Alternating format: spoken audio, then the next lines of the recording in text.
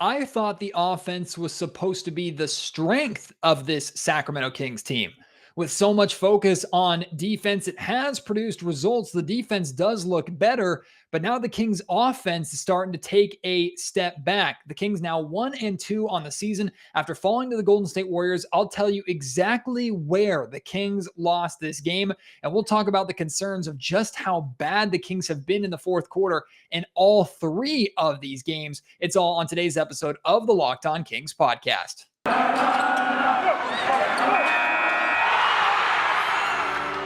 You are Locked On Kings, your daily Sacramento Kings podcast, part of the Locked On Podcast Network, your team every day. And now, ladies and gentlemen, it is that time for another episode of Locked On Kings. Hello and welcome into Locked On Kings, your podcast hub for Sacramento Kings coverage all regular season and all off season. If you're looking for in-depth analysis, game-by-game breakdowns, highlights, interviews with local and national experts, full coverage of the Sacramento Kings from January through December, this is the place for you, part of the Locked On Podcast Network. My name is Matt George. I have the privilege of being your host here. I've been a Sacramento Sports media member, Sacramento Kings media member for the last 7 years. This is my 8th season covering the Sacramento Kings, formerly for Sports 1140 KHDK Radio in Sacramento, now for ABC 10 television. And coming into this season, we all knew that defense was the primary focus for the Kings during the offseason. We knew that the Kings, who had the second worst defense in NBA history last season, barely not the worst defense in NBA history, we knew that had to improve. And the Kings tried to address that. The drafting of Davion Mitchell with the 9th overall pick, the additions of Alex Len, bringing back Mo Harkless.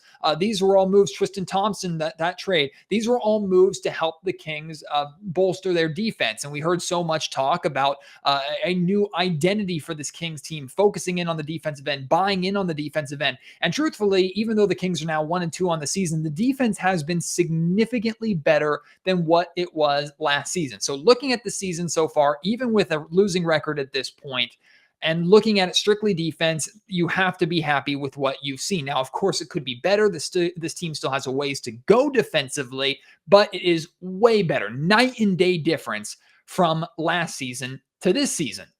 The problem is the Kings offensively have gotten worse, especially when it matters most. We're going to talk a lot about how bad the Kings have been offensively in all three of these fourth quarters, because make no mistake about it, I'm not going to say the Kings should be 3-0 by any means, but they had a chance to be 3-0.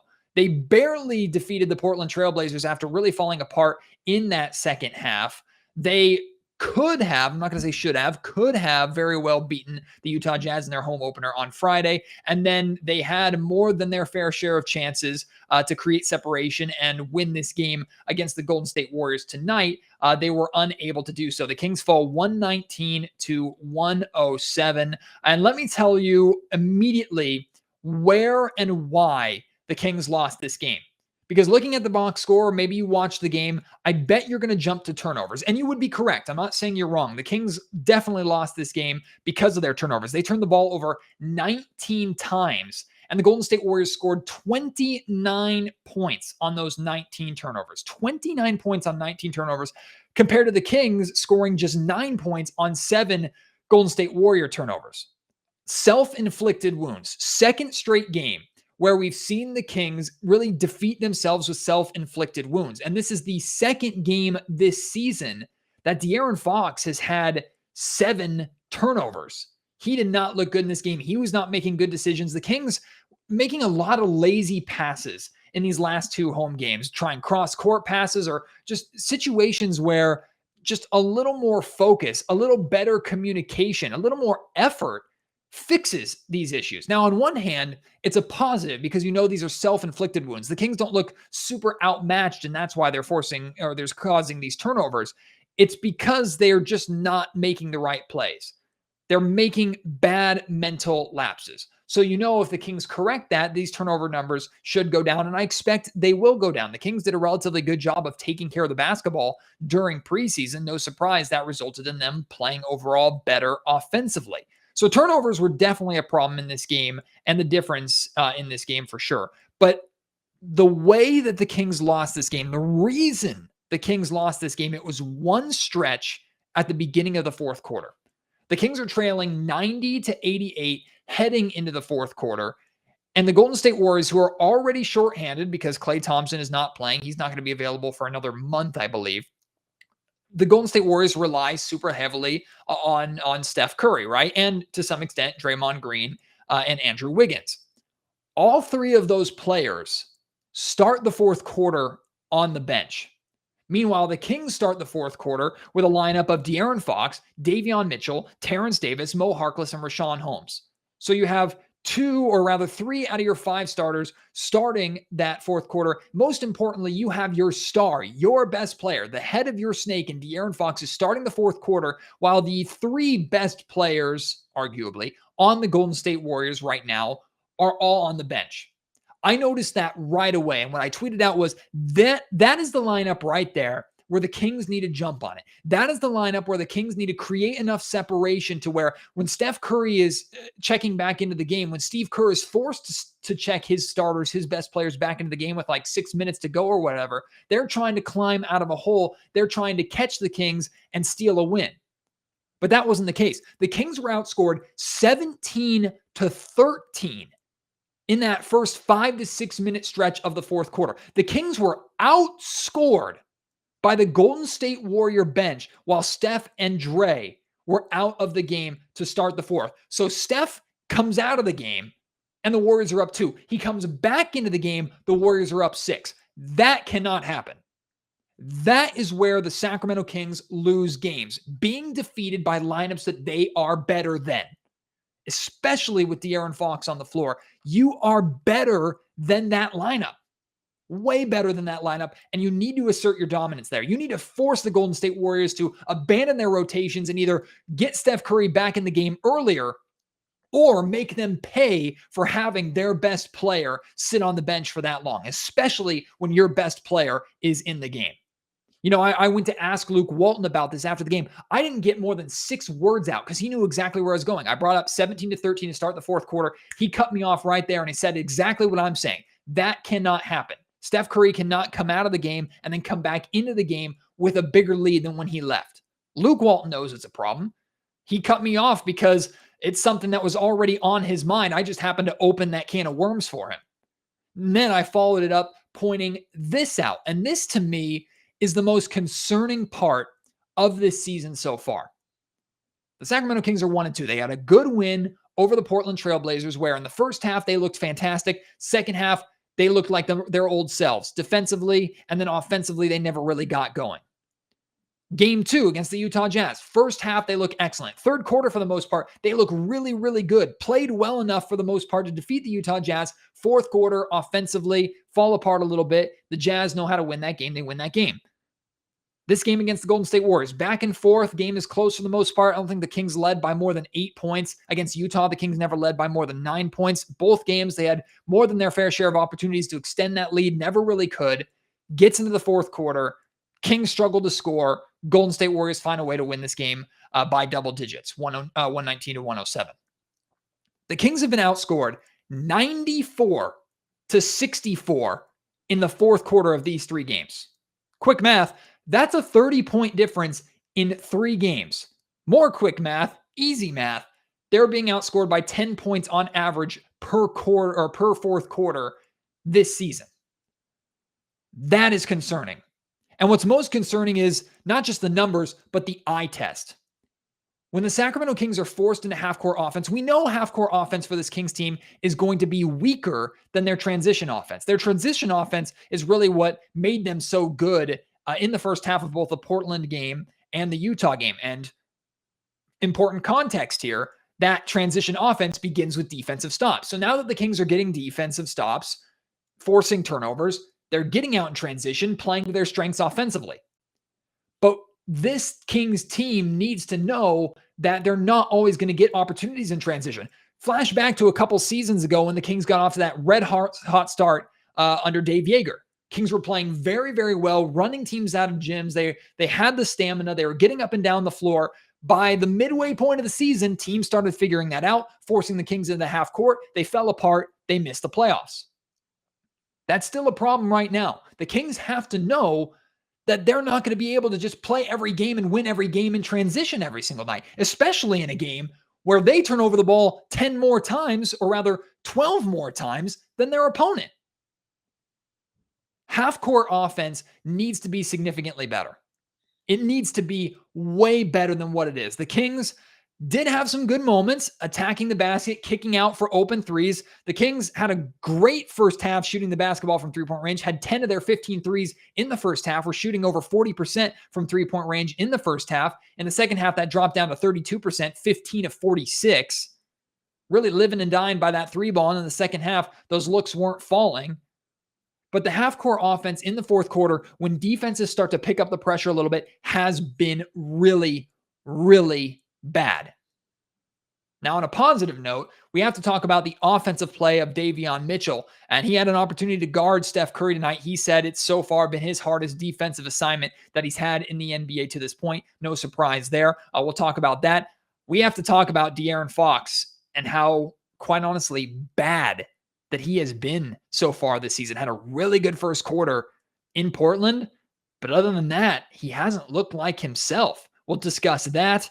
Plus, I want to get into some of the defensive rotations for the Sacramento Kings, how they do look more crisp and why that's a benefit for this Kings team. Still so much to get into. Before that, though, want to let you know that today's episode of the Locked On Kings podcast is brought to you by Prize Picks. Have you heard about Prize Picks? Prize Picks is daily fantasy made easy. I love this. I know you will too. I play Prize Picks every single day. Prize Picks has the best NBA daily fantasy sports prop games on the market. Prize Picks offers more NBA props than any other daily fantasy sports prop operator and offers all of the superstar players as well as the bench players only recording a handful of minutes each game. So it's not just the big wigs, the big stars. You can bet on how a guy like Davion Mitchell may fare off the bench. You could bet on how Otto Porter Jr. was going to fare, or Gary Payton II was going to fare for the Golden State Warriors tonight. Prize Picks offers any prop that you can think of, from points to field goal percentage to assist to turnover ratio. They have it all.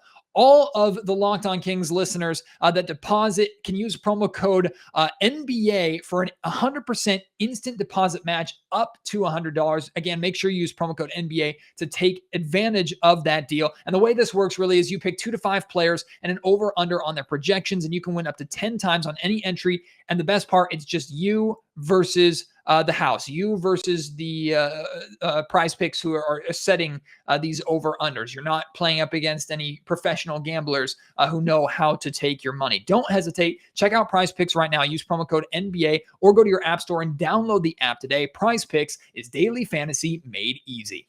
Speaking of easy, DirectTV Stream is easy. It gives you an opportunity to catch the game live, stream your favorite shows, watch sports highlights. It can do it all. It brings your live TV and on-demand favorites together like never before, so you can watch your favorite sports, your favorite movies, and your shows all in one place. That means no more juggling remotes, no need to buy another device ever again. And here's the best part. There's no annual contract. When you think DirectTV or just Dish Network or other television companies, you think, oh, a contract. I want to cut my cord because I don't want to be obligated to deal with those prices. I like the freedom of streaming. I can cancel anytime that I want. That is the case with DirectTV Stream. Get rid of the clutter. Get rid of the confusion. Get your TV together all in one place with DirectTV Stream. You can learn more at DirectTV.com. That's DirectTV.com. A compatible device is required. Content varies by package. De'Aaron Fox has to be better. Simply put, Fox has to be better. We call him the head of the snake for the reason. Now, the Kings do have better depth this season than they had last year. And we know last season was a breakout year for De'Aaron Fox, averaging 26 around that points per game. I actually can't remember his averages, 25, 26, 27, around that range. He showed more than the capability to score 30 or even 40 points when needed to help the Kings win. And with the exception of a really, really strong first quarter in that Portland Trailblazers game, Fox offensively hasn't really looked like himself. And after the Utah Jazz game, I commented on the fact that Fox tried to get himself going against Utah by backing down Mike Conley and using that new size, that physicality, the bulk that he has added, and his size advantage over Mike Conley to try and get into the paint and score around there. We know Fox has always been able to score at the rim, but that's typically when he's attacking downhill and drawing contact. it looks like he's trying to be a little more physical than he is speedy right now to start games, and that is having a negative effect. The reality is De'Aaron Fox only scoring 17 points. It's just not good enough. Now, 17 isn't horrible, but how much have we talked about heading into this season? Fox admitting last season that in games where he's not great, he has to be at least good. Well, the last 2 games, he hasn't been good. He's been fine. And if De'Aaron Fox just plays fine, the Kings lose basketball games. Doesn't matter how great Davion Mitchell is playing, Harrison Barnes is playing. Harrison has been playing out of his mind so far this season. Kings are 1-2 because in the 2 losses, De'Aaron Fox has just been fine. I mentioned the 7 turnovers. He made a lot of really boneheaded mistakes. Field goal percentage-wise, shoots 8 of 16. That's 50%. That's not necessarily bad. 1 of 6 from three-point range. He's been really struggling from deep so far this season. I'm not panicking about anything yet. I want to make it very clear. We're 3 games into the season. Fox is an NBA veteran. He knows how to perform at this level with the Sacramento Kings. He's still trying to figure everything else out. And I don't think it's a coincidence that we haven't really seen Fox, Halliburton, and Mitchell all have great games at the same time. They're all still trying to figure each other out a little bit. It's concerning that out of the 3, Fox seems to be struggling the most, but he's also struggling the most with the most expectations on him. But hey, you're a max player here in Sacramento. You're the best player in Sacramento. You need to be better. I talked about how this team struggled to score at the start of the 4th quarter when Fox was in the game and Steph Curry was on the bench. I put so much of that on De'Aaron. And a great comparison is Curry on the other side of the floor. Now, it's not fair to compare Steph to De'Aaron like it's apples to apples because we're talking about a multi-time MVP, the greatest shooter of all time in Steph Curry. But last season and this season already, Steph has to be incredible on a nightly basis, great to incredible on a nightly basis if this team wants to play well. And Steph averaged 32 plus points per game last season. He rose to that challenge. In this game tonight, he wasn't phenomenal, but a not phenomenal game for Steph Curry still results in 27 points. He went 4 of 15 from three-point range. It was a beatable game for this Golden State Warriors team because of how many shots Steph missed. And yet when he was out of the game and De'Aaron had the opportunity to take that Steph Curry role onto himself for the Kings to really put the team on his back, score, and take advantage, he didn't do it. De'Aaron needs to be better. Again, I'm not concerned yet. I'm not concerned about De'Aaron Fox directly. I am concerned about the Kings' 4th quarter offense and the struggles in the 4th quarter offensively and De'Aaron Fox's struggles. Those are directly connected. So I guess I'm loosely concerned, but I have faith that De'Aaron's going to be able to figure this out. In fact, I expect him to bounce back as soon as the next game, the road game in Phoenix. The Kings are going to need him to bounce back if they want a chance of beating the Phoenix Suns. They have a very difficult schedule to start this season. Like I said, they had a chance to be 3-0, which, by the way, the Golden State Warriors are now 3-0. They had a chance to be 2-1. They're 1-2. It's a good thing they got that win in Portland to start the season because it's not going to get any easier for a while. Kings heading on to the road for a rough road trip. But let's talk about a positive. And that's Davion Mitchell. Once again, playing very, very well. But he established himself offensively in this game. Now, we saw him have a good offensive game during the preseason in Portland. He got himself going from three-point range. And he came in off the bench. And with the exception of Harrison Barnes, he was the Kings' offense in that first half. Harrison finishes with 24 points, 7 of 13 shooting, 5 of 10 from three-point range. He continues to be great. And we're going to talk about him more in just a second. But off the bench, Davion Mitchell plays 32 minutes, finishes with 22 points, 9 of 16 from the field, 3 of 8 from three-point range. If you can get 22 points out of Davion Mitchell off the bench, you have to be winning that game. You have to be winning that game. You can't waste that. Because for the most part right now, I'm not saying for his career, but right now, 22 points out of Davion Mitchell is probably close to or at his peak offensively that you're going to get in a single game as of right now. So if you're getting that from Davion off the bench, you have to win those games. Now, I thought Jason Anderson of the Sacramento Bee pointed something out after the game that was interesting in the post-game press conference. He said that when one player has stepped up this season, it feels like another player has regressed. A good example of that is how De'Aaron has played over these last couple of games as Tyrese and Davion have stepped up. Another example is Davion steps up from three-point range tonight. Buddy Hield disappeared. He didn't score his first point until the fourth quarter. He finished with 6 points on 2 of 11 shooting, 2 of 10 from three-point range. So Buddy was just trying to air everything out. He couldn't get anything to drop. Credit to the Golden State Warriors. They played him well. And it's a bummer that he had a bad shooting night when before the game, he accepted an award for becoming the best three-point shooter in Kings history, breaking Page's record for total threes made as a Sacramento King. So that was disappointing for him. But to Jason's point, like, if Davion is stepping up, all you need is a little bit from Buddy, a little bit more from Fox, a little bit more from Tyrese Halliburton, and you should be winning these games. But the Kings aren't taking advantage yet. Now, I expect this team at some point to get cohesive, and when they do get cohesive, they're going to be a very difficult team to beat. For the most part, they were playing cohesive in that first half against the Utah Jazz, and had they sustained that throughout the entire game, they would have beaten the Utah Jazz.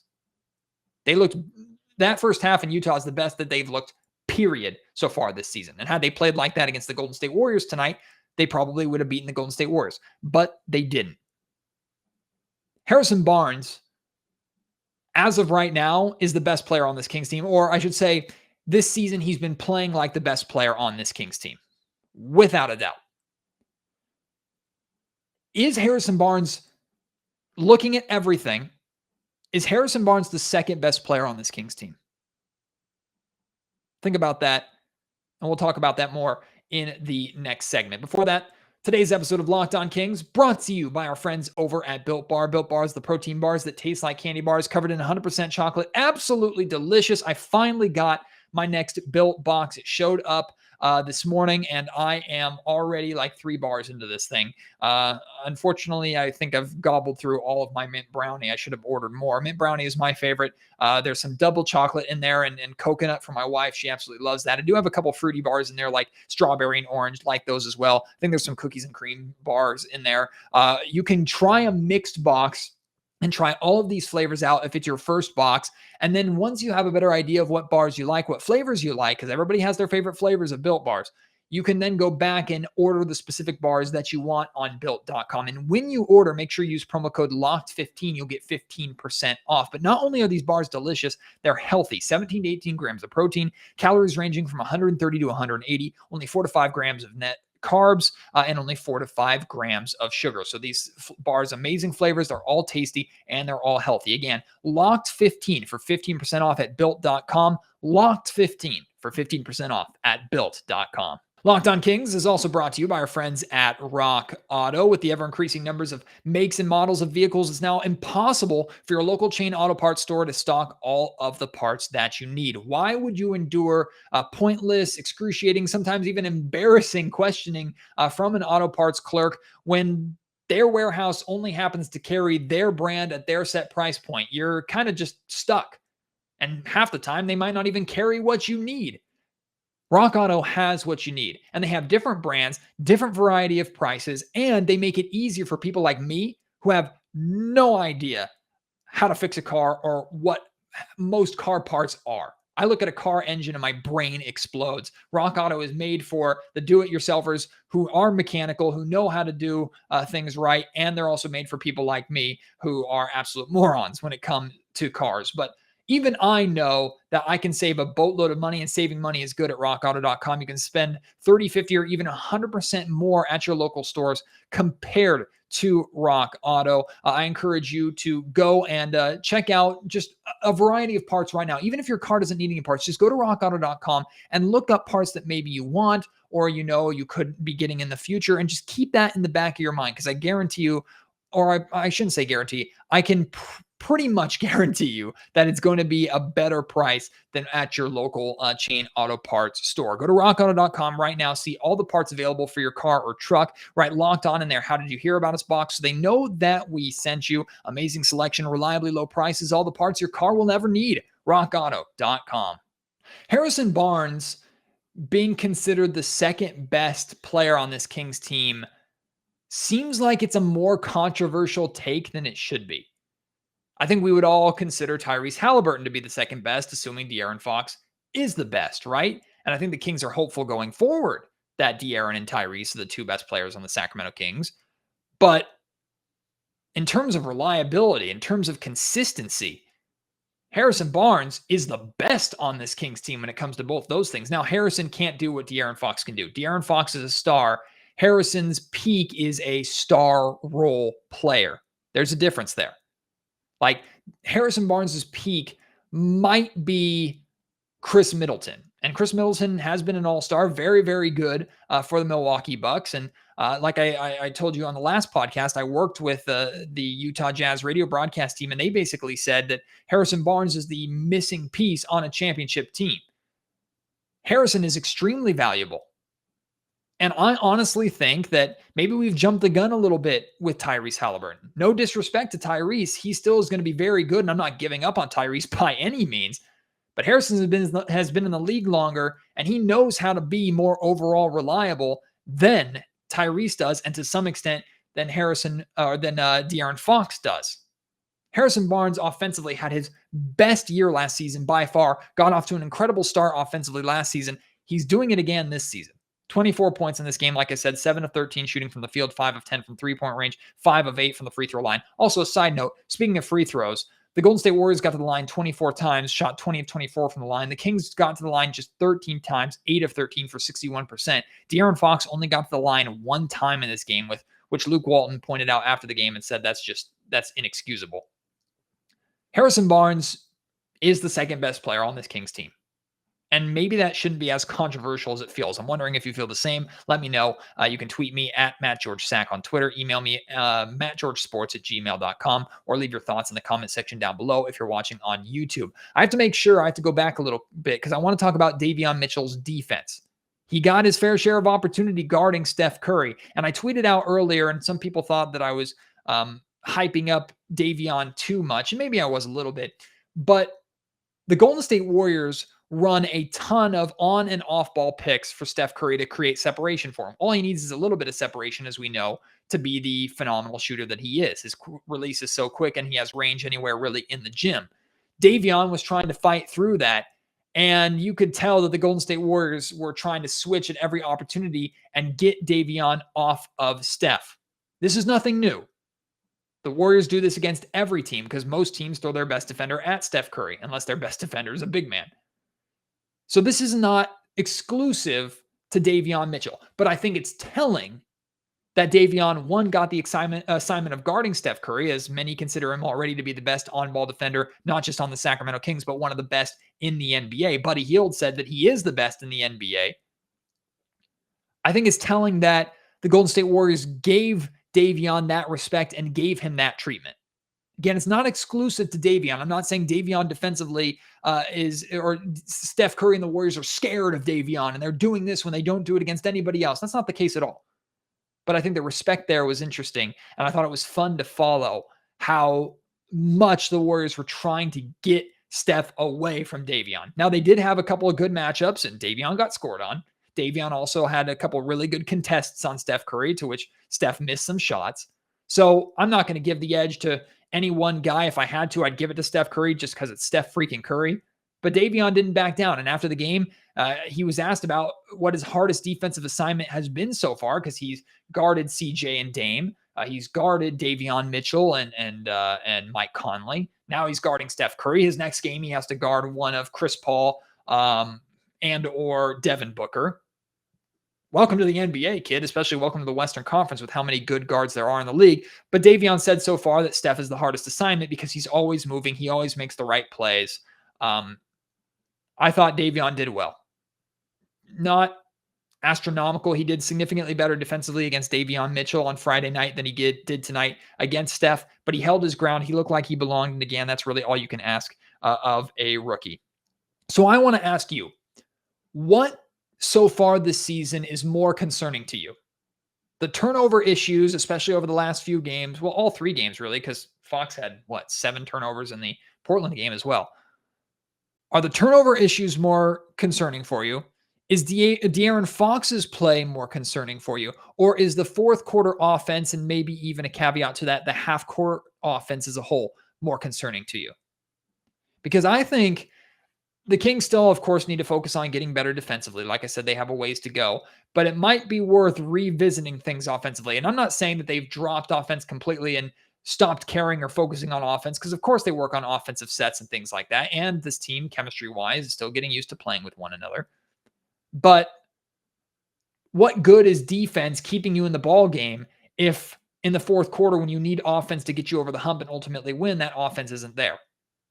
So I think the Kings need to really look at themselves offensively, fourth quarter, figure out how they can get back to scoring at the rate that we know they are capable of scoring. Overall, the Kings are 1-2. It's not doom and gloom. I see some Kings fans, as always, overreacting on Twitter. That's every fan base, so it's nothing specific to the Sacramento Kings. So no reason to absolutely freak out and lose your mind. But overall, the Kings are 1-2. Had more of their fair share of chances to be 3-0. Arguably could have been or should have been 2-1. Defense looks a lot better. Offense is concerning. De'Aaron Fox hasn't looked good yet. Turnovers are a problem. And now the Kings head onto the road as their tough start to the season continues. How are you feeling about this Kings team right now? Let me know at MattGeorgeSack on Twitter. Email me, mattgeorgesports@gmail.com. Leave your comments down in the comment section down below. I look forward to having you join me for another week of Locked On Kings podcast. We have 3 more games this week, of course, to cover. So 3 post-game podcasts. Plus, I'm hoping to have a couple of guests and do more in-depth podcasts as we focus more on specific things rather than full game recaps. If there's anything specifically you'd like me to dive into and discuss, please send that to me. If you could leave a review for Locked On Kings, I really would appreciate that. Best place to do that is on Apple Podcasts or iTunes. Hit 5 stars. You can also leave a little blurb about what you like about the podcast, why you'd encourage other Kings fans or NBA fans in general to listen to Locked On Kings. I'd really appreciate that.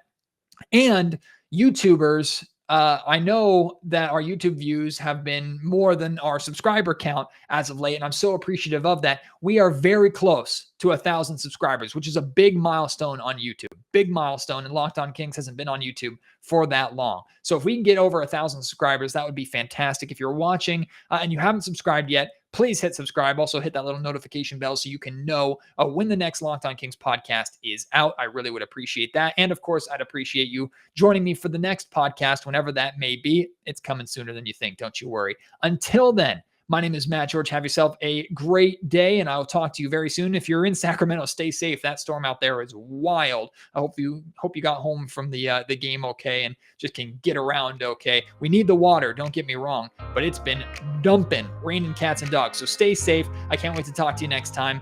My name is Matt George. You have been listening to Locked On Kings, part of the Locked On Podcast Network.